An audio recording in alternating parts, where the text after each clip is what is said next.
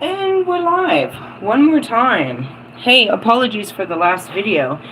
If you saw, it was 46 minutes long. I don't know why only 14 minutes came out, so I just deleted it. Why? I don't know. That happened last week too. I reset my phone and hoped that, for the best. I am your hostess with the mostest, the High Priestess Phoenix. Spiritual healer, teacher, shaman, seer, oracle, lightworker, starseed, earth angel, mystic, medium, psychic, witch, guru, evangelist, North American Civil. I am your messenger of God, first child of God, reincarnated. I am the Lilith. I've been through a lot of time and space in the last 15 minutes. Hold on a second, I'm trying to ground myself. While I was out in the ozone, I was listening to Joe Bart and his idea of what happiness is, and that threw off my teachings. I was going to teach you about my connection with the spirit world because I'm spirit and not flesh, so it kind of comes together. I'm just trying to put this all together inside of my body. So as I'm listening to him and as he's interpreting, he's all asking people if they are happy, what they consider happiness is, what they need to do to be happy. And by definition, he starts the video, by definition, happiness is pleasure and contentment. I did a teaching earlier about those that pray to Lucifer, Satanists, that their whole prayers are based on pleasure and happiness.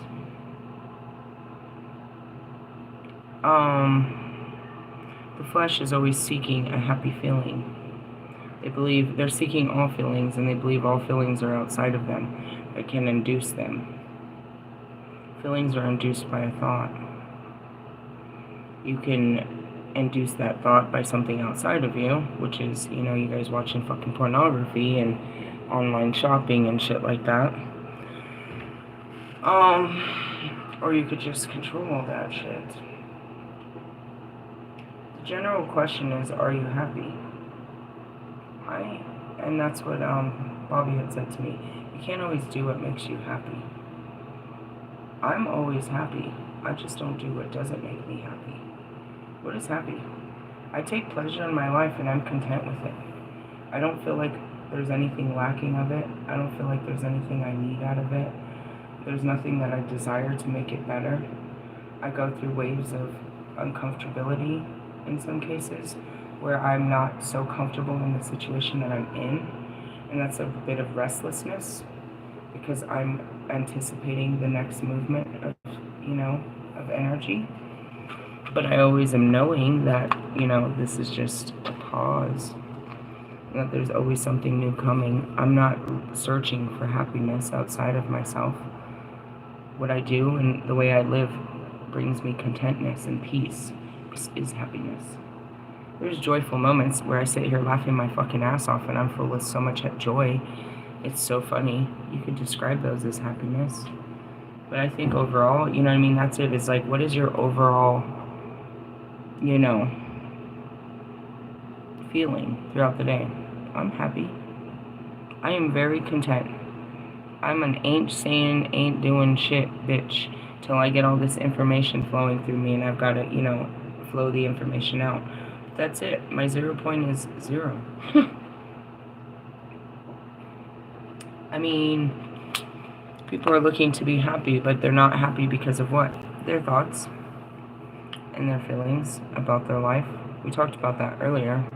So I was trying to figure out how all of this came together and shit, as I was in Deep Space Nine over there.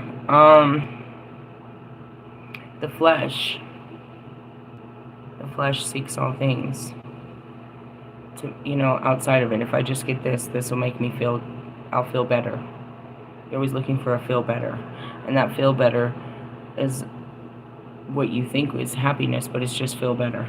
You're looking to feel better. You think it'll make you happy.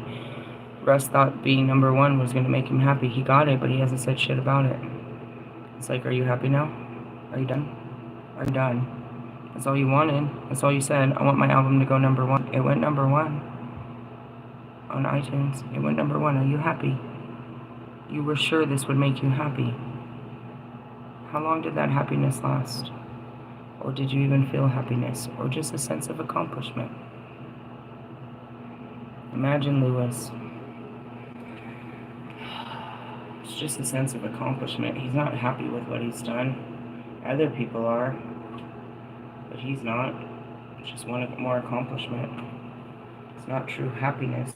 Do you know what I mean? Like Kendrick winning all those fucking... Didn't stop his mouth, didn't stop his job, didn't make his family any richer, didn't... You know what I mean? And the essence of happiness is where there's peace now. You can chill. You can finally rest. You can finally be that person that you swear you're going to be when everything's cool. You can finally be that mother or that father, that friend. You can finally take time to, you know what I mean, water the grass and walk the dog. Take time for yourself. That's when happiness comes. When you're not doing all that shit. So I ask you, are you guys fucking happy? If you were, I wouldn't be here telling you how to find happiness. Bobby said to me, why does someone have to give up everything or give up their life for you to feel love? I'm telling you, and I told you yesterday, my whole story. That's working in your life. A love for yourself and for your life and for God and what He's doing in it. You don't love your life. You don't love yourself. You don't love God. You're just doing great things to make yourself or somebody happy. I didn't ask him that. I haven't asked him that. But he got what he wanted. That's all he wanted. I want my song to go #1. I want my album to go #1. It's never been done. Okay, you did what's never been done. Are you truly happy now?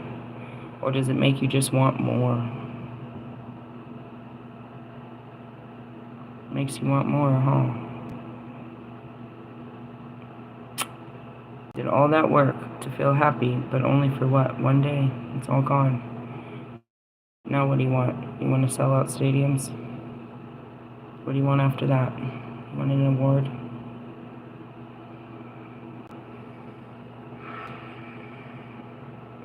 Happiness is a state of mind, guys. Something that somebody can't make you happy. You have to choose to be happy with things. And how does that come? Acceptance. Understanding and acceptance. You hear me? I'll be like laughing through the shit while God is really fucking up my life, bro. Happy about the shit. Why? Because I'm happy no matter what it happens. Because I choose to be. I choose not to be angry. I choose not to be wanting. I choose not to be chasing. I choose not to be ungrateful. Those are the things you have ability to do, and that's your free will. Your free will is your ability to choose how you think and feel about things. So you can feel accomplished in anything you do, or you can feel like a loser in everything you do. Nobody's telling you, or if you do, you sure the fuck need to remove that person out of your fucking life. That's telling you some shit. But really, it's all you telling you what to do all the time, and I don't think you really care that you're not happy. That's what started all this. I was like, if you're happy, you don't need me. All I'm here to do is get you to God so He can bring you happiness. So He can show you the true joys of this world and the every little day things He does with you. I can see you're just His child and He's holding your hand, taking you on an adventure every fucking day. If you don't get off me, like, can't you drop me off at the babysitter? Anyways, yeah. That was nothing of what I was going to speak on, but I guess it's, totally aligned. And, I just want to point out that it changed physically. Yeah. Which means that something internal has changed. You know what I mean? Your external changes when your internal changes. And, just like that, he was saying, there's certain things he can do to make himself feel happy. I didn't get to the end of the video if he thinks he's an overall happy person. Can I tell you the answer? No. No. If you're still searching outside of yourself and you don't believe in God, then I'm sure you're not happy yet. There's much to be there. It's not like God brings you happiness, but the understanding of God, a universe, is what brings you happiness. Because then you don't have to question what the fuck is, you know what I mean? When you know, I guess it's a privilege to know, but you feel honored in what he's actually doing when you know what it's actually being done for you instead of against you.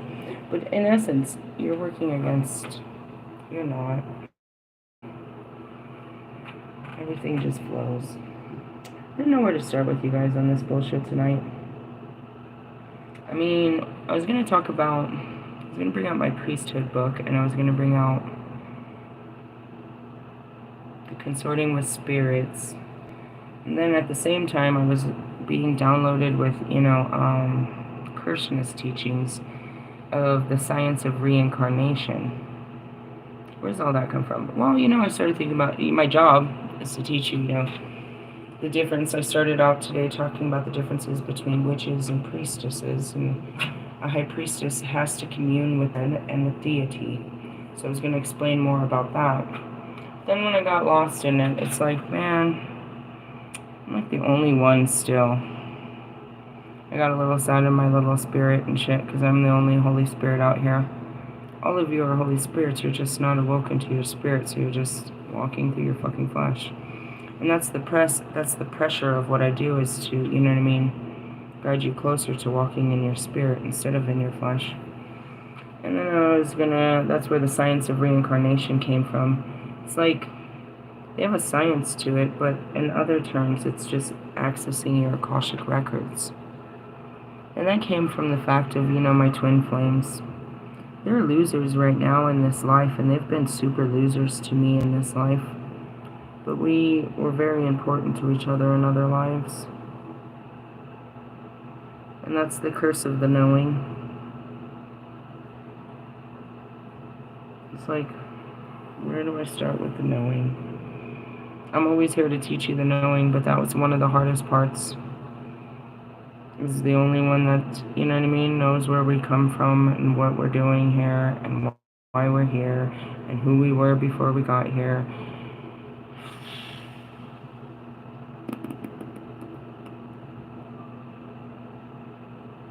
Heavy is the head that wears the crown, as they always tell me.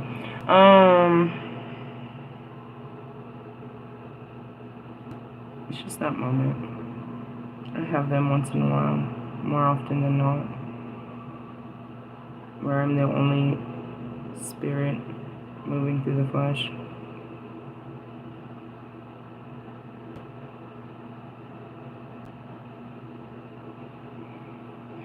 As much as it's like I'm waiting for them to wake up, it's like it's going to be so much more protection upon you, because you don't understand how difficult it is to be the spirit in the flesh. It's a pain in the ass. Dealing with fleshlings.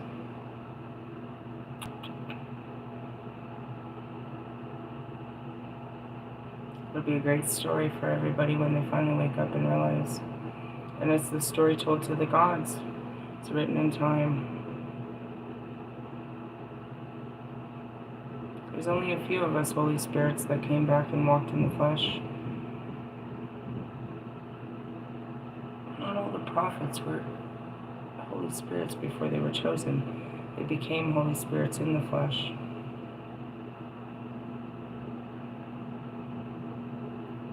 But the Holy Spirits to incarnate and walk in the flesh, you know what I mean? The angels and the demons to take form. During the end days, it's a big deal. And I wrote the story of what it meant to be a spirit in the flesh. Forever. Forever. How long's forever? It's forever, bro. Forever. All of the universe watched as spirits took form in the flesh, and watched and waited and wondered what it was like to be human. And I showed them, I recorded it in time for them, how difficult it was, what it felt like. They could only see it from a flesh perspective, but I was able to broadcast it back to humanity and to the spirit realm, what it really was like.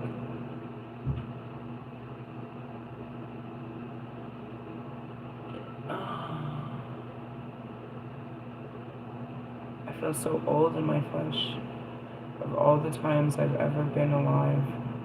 I mean, I've always been alive, but every time I took form and existed, it's like, oh, I'm so tired of existence.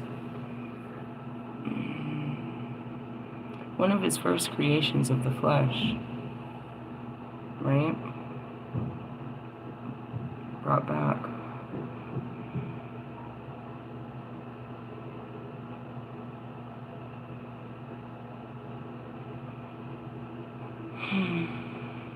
I just sit on it like, damn, let me get to work. Do what you were here to do. Jesus Christ. What? Sure.